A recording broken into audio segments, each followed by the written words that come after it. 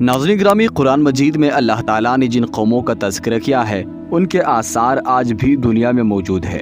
ان قوموں پر اللہ تعالیٰ نے ان کے نافرمانیوں کی وجہ سے سخت عذاب نازل کیے تھے، اور قرآن میں ہم مسلمانوں کی عبرت اور رہنمائی کے لیے ان کا تذکرہ اللہ تعالیٰ نے بیان کیا ہے۔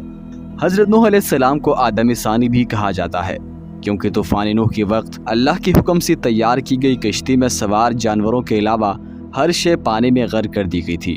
حضرت نوح علیہ السلام کی بنائی گئی کشتی پر کل 8 افراد سوار تھے، جس میں حضرت نوح علیہ السلام، آپ کے اہلیہ، 3 بیٹے اور ان کی بیویاں شامل ہے۔ انسانوں کے علاوہ اس کشتی میں تمام مختلف اقسام کی جانوروں کی جوڑیاں بھی سوار تھی۔ حضرت نوح علیہ السلام کا واقعہ سابقہ آسمانی کتابوں تورات، زبور اور انجیل میں بھی موجود ہے۔ چین کی عیسائی مبلغین اور سائنسدانوں کی ایک تحقیقاتی ٹیم نے کئی ماہ پر مشتمل اپنی تحقیق کے اختتام کا 2010 میں اعلان کرتے ہوئے دعویٰ کیا تھا کہ انہوں نے حضرت نوح علیہ السلام کے تاریخی کشتی کو تلاش کر لیا ہے۔ یہ کشتی مشرقی ترکی میں واقع کوہ ارارات پر ملی ہے، جس کی چوٹی کی بلندی 12,000 فٹ ہے۔ ماہرین کی ٹیم کا کہنا تھا کہ اس کشتی کی 3 منزلیں ہیں، اور یہ کشتی کئی میٹر برف کے نیچے دبی ہوئی ہے۔ گزشتہ 200 برسوں سے 1 درجن سے زیادہ ٹیمیں حضرت نوح علیہ السلام کی کشتی کی تلاش میں تھی، جس کے بارے میں قرآن پاک میں ارشاد ہے کہ وہ ایک جودی یعنی چوٹی سے ٹکرا کر رک گئی تھی۔ چین کے ماہرین کی اس رپورٹ کو امریکی سائنسدانوں نے ماننے سے انکار کیا ہے۔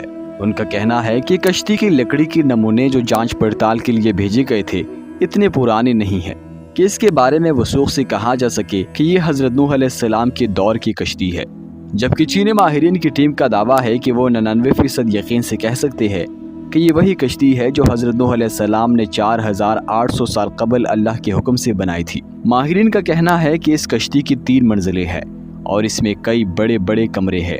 ان کمروں میں لکڑی کی ستون ہے۔ عرب اخبارات نے بھی اس ضمن میں سوال اٹھائے تھے کہ کیا واقعی یہ حضرت نوح علیہ السلام کی کشتی ہے۔ عرب اخبارات نے لکھا کہ چینی اور ترک عیسائی ماہرین نے اپنی تحقیق کے لیے قرآن کریم کی ان آیات کا بھی مطالعہ کیا تھا، جس میں کشتی کے سفر کو بھی بیان کیا گیا ہے۔ ماہرین کا کہنا ہے کہ کشتی کے ٹھہرنے کی جس مقام کی نشاندہی کی گئی ہے وہ سائنسدانوں کو کوہ ارارات کی طرف لے جاتی ہے۔ گزشتہ 200 برسوں میں کئی سائنسدانوں نے کوہ ارارات کا دورہ کیا۔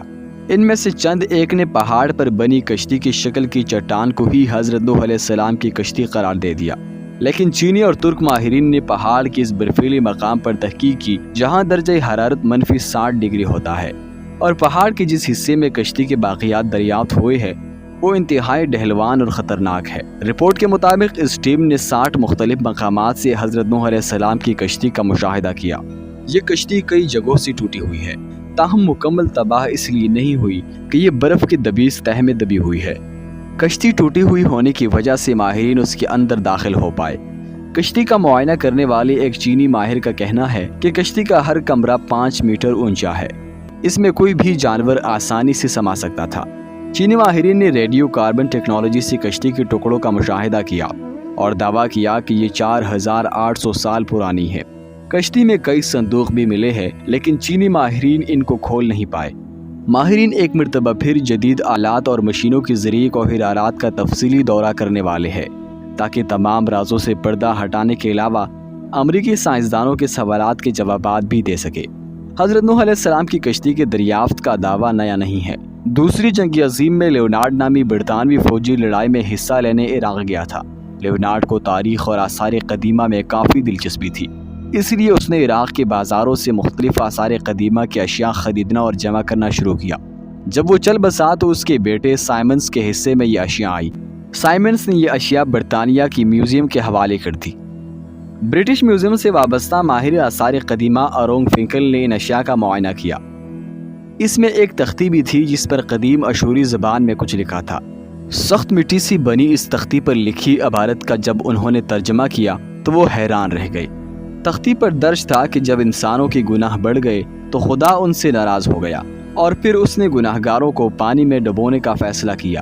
تب فرشتوں نے وادی دجلہ اور فرات میں آباد ایک نیک انسان حضرت نوح علیہ السلام تک خدا کا یہ پیغام پہنچایا کہ وہ ایک کشتی تیار کرے اور اس میں نیک لوگوں کے علاوہ تمام جانداروں کا ایک ایک جوڑا بھی سوار کر لے۔ اس تختی میں کشتی کو اتنا بڑا بتایا گیا ہے کہ وہ فٹ بال کے ایک اسٹیڈیم کے برابر تھی۔ ماہرین نے اندازہ لگایا ہے کہ یہ تختی 4000 برس پرانی ہے۔ اس طرح طوفان نوح کا ایک اور ٹھوس ثبوت دنیا کے ہاتھ بہت پہلے لگ چکا ہے۔ عام طور پر خصوصاً اسلام کے منکرین ان واقعات کو افسانوی قصے قرار دیتے ہیں۔ یہ تمام ثبوت ان کی آنکھیں کھولنے کے لیے کافی ہے۔ اس تختی پر یہ بھی لکھا ہے کہ نوح کی کشتی آج کل کی کشتیوں کی طرح لمبی نہیں تھی، بلکہ وہ بیضوی یعنی انڈے نما تھی۔ اس زمانے میں دجلہ اور فرات میں اسی طرز کی کشتیاں چلتی تھی۔ کشتی کی ٹھہرنے کے مقام کے بارے میں قرآن مجید کی سورہ ہود آیات نمبر 44 میں بتایا گیا ہے کہ وہ ایک بلند مقام یعنی جودی پر جا کر رکی تھی۔ عراق اور شام کے قدیم باشندے بابل کے دور میں یہ سمجھتے تھے کہ کشتی کوہ قردہ پر ٹھہری تھی۔ یہ مشہور پہاڑ جزیرہ ابن عمر کے قریب واقع ہے۔ یہ مقام بھی اب ترکی کے حصے میں ہے، تاہم عراق کی سرحد اس سے متصل ہے۔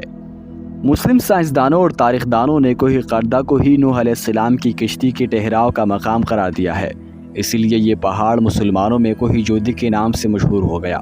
تاہم عیسائی مبلغین کا کہنا ہے کہ کشتی کوہ ارارت پر جا کر رکی تھی۔ یہ پہاڑ آرمینیا اور ترکی کی سرحد پر ہے۔ آرمینیا میں 301 میں ہی عیسائیت کو سرکاری مذہب قرار دیا گیا تھا، اسی لیے کہا جاتا ہے کہ اس ملک کی اہمیت بڑھانے کے لیے کوہ ارارت کو نوح کی کشتی کا مقام قرار دیا گیا۔ عرب سائنسدانوں اور ماہرین نے اس کشتی کو اسی مقام پر تلاش کرنے کا دعویٰ کیا ہے۔ حضرت نوح علیہ السلام کو آدم ثانی کے علاوہ شیخ الانبیاء کے خطاب بھی عطا ہوا ہے، کیونکہ وہ پہلے پیغمبر ہے جو انسانیت کی طرف بھیجے گئے تھے۔